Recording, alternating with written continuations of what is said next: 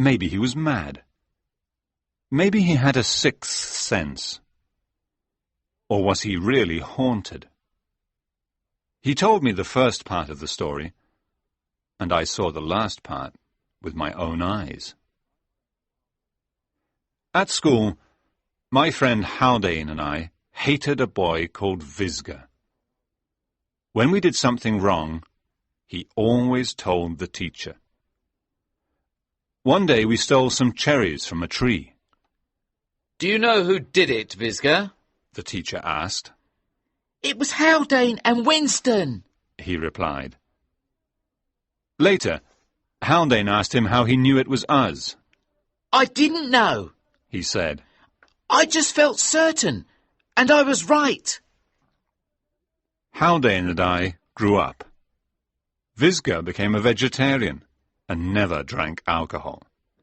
He also became Sir George Visger. When we all left Oxford University, I went away to India. After a year, I came back and wanted to see Haldane. He was always happy, kind, and honest. I wanted to see the smile in his blue eyes again and hear his happy laugh, so I went to visit him in London.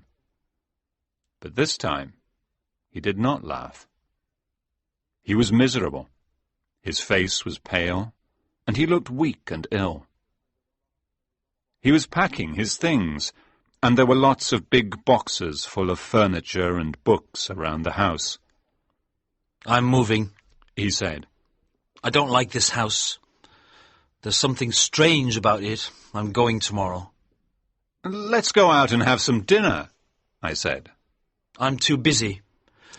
He looked nervously around the room. "Look, I'm really happy to see you, but why don't you go to the restaurant and bring back some food?" When I came back, we sat by the fire and ate the food. I tried to tell jokes, and he tried to laugh, but sometimes he looked into the shadows in the corners of the room. We finished our meal, and then I said, "Well?" "What's the matter?" "You tell me," I answered. He was silent. Again he looked into the shadows. "You're very nervous," I said. "What is it? Drink? Gambling? Women? Tell me, or go and tell your doctor. You're ill, my friend." "I won't be your friend if you talk like that." "Well, I am your friend, and something is wrong. Come on, tell me." But he did not tell me anything. He asked me to stay for the night, but I had a room in a hotel, so I left him.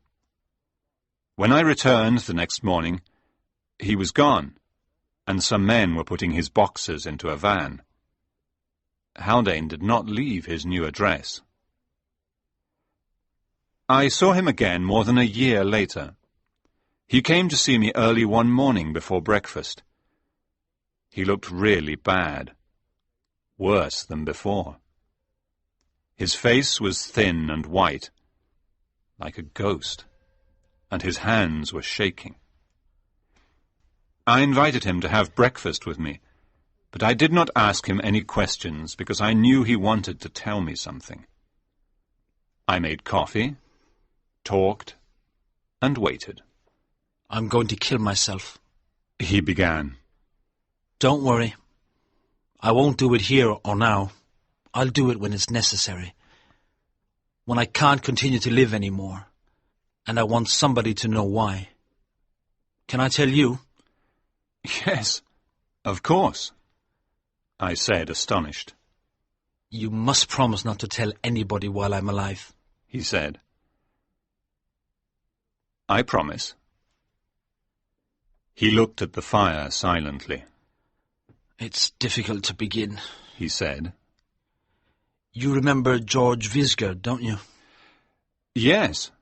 I haven't seen him for a long time, but somebody told me he went to an island to teach vegetarianism to the cannibals," I laughed. "Anyway, he's gone." Haldane did not laugh. Yes, he's gone. But not to an island. He's dead. Dead? How? You remember he always knew when people did bad things and told the teacher? Well, he told a girl some bad things about me. I loved her, but she left me. Then she died suddenly. Oh, it was terrible.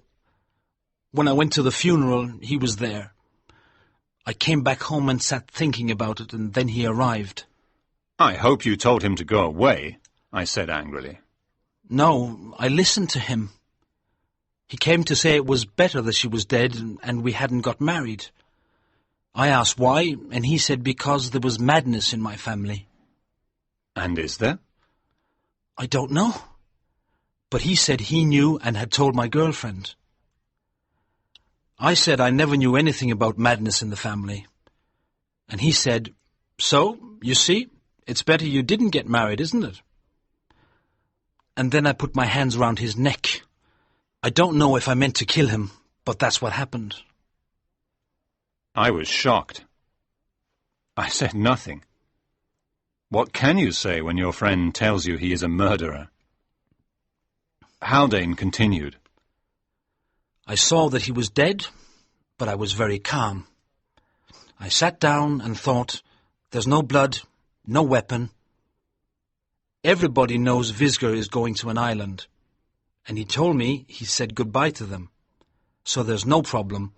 I must get rid of his body, that's all. How? He smiled. No, I won't tell you.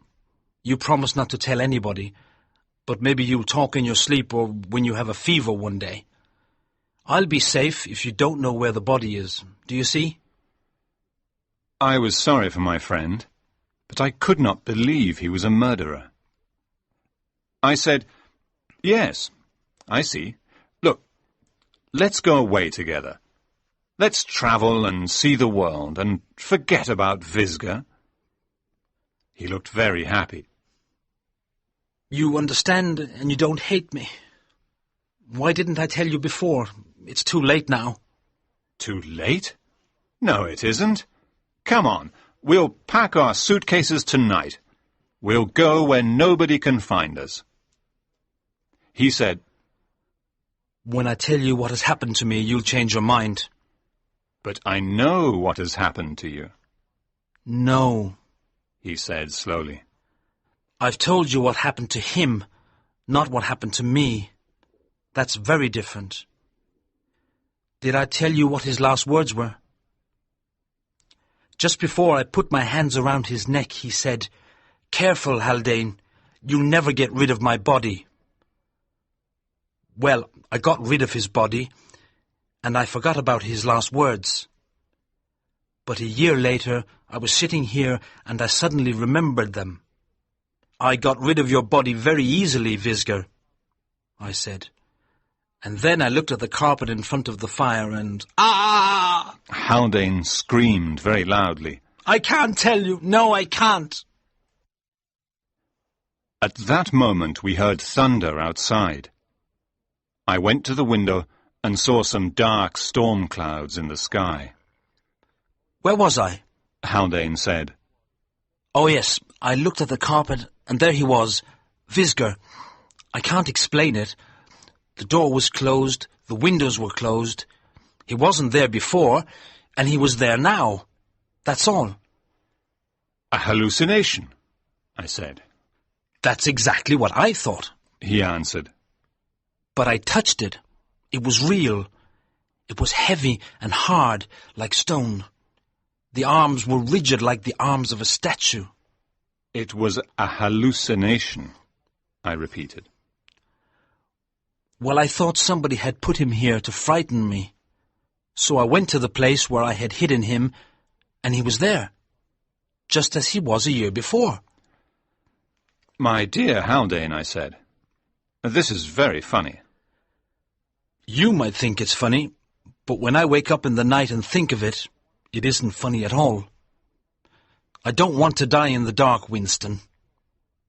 That's why I think I'll kill myself, so I'm sure that I won't die in the dark.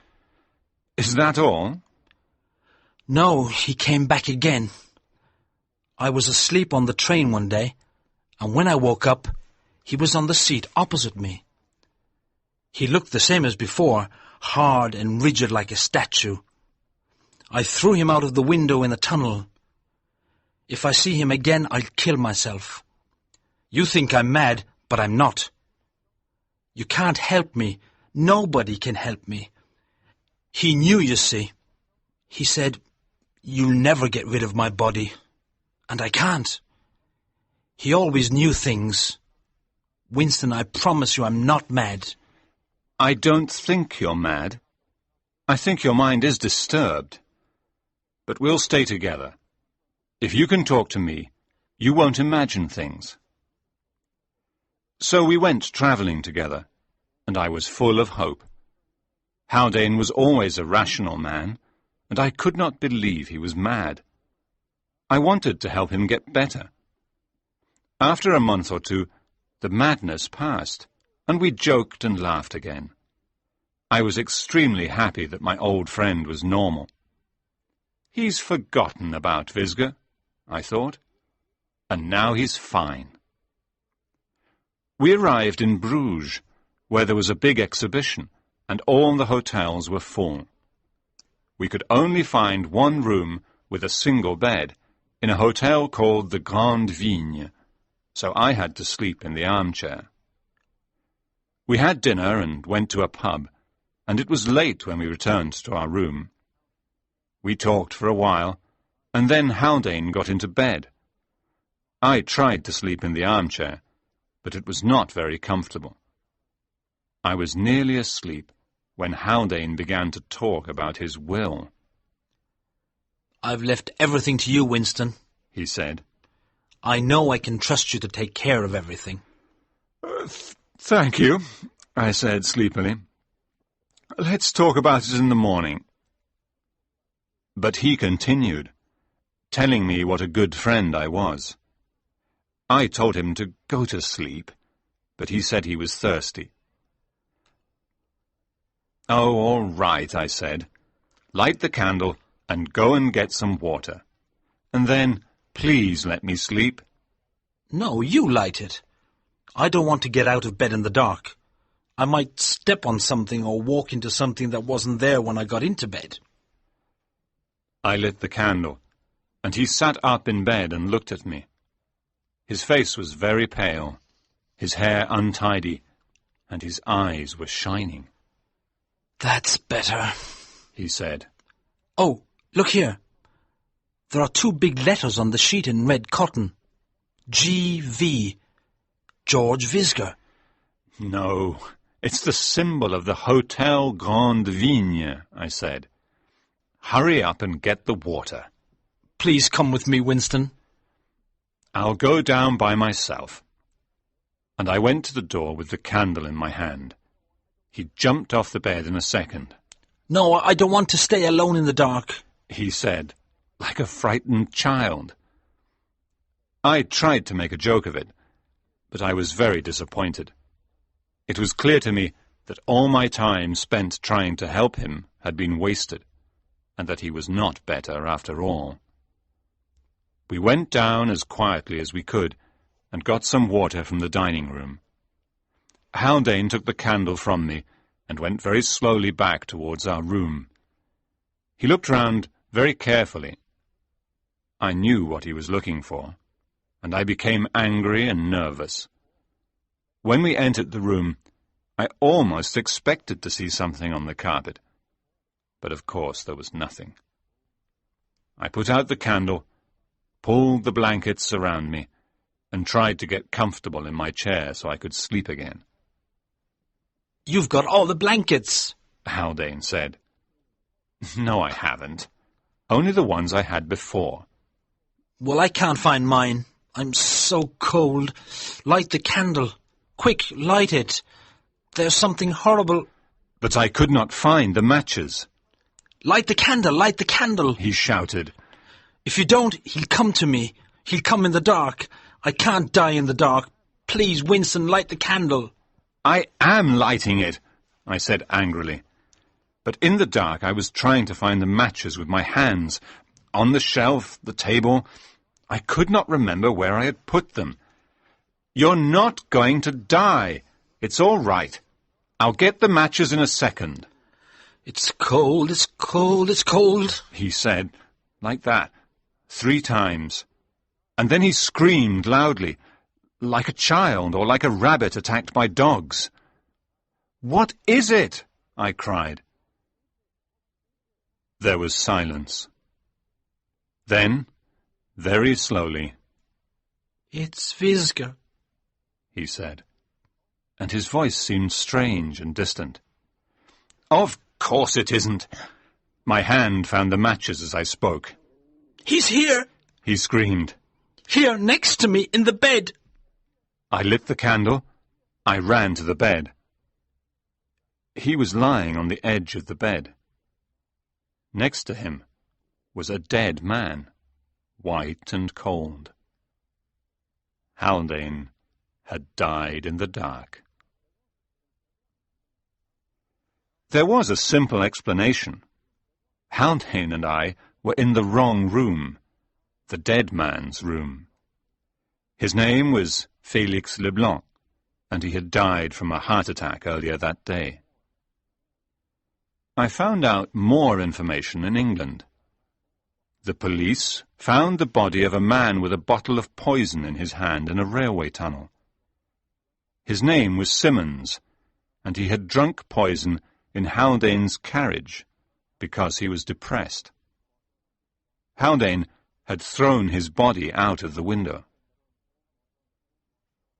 Haldane left me all his possessions in his will. I asked a police inspector to be with me when I opened the boxes he had left me. Inside one were the bodies of 2 men. One man was identified later. He was a salesman who had died of epilepsy. The other body was Vizger's. I leave it to you to explain the events in this story. I cannot find an explanation that satisfies me.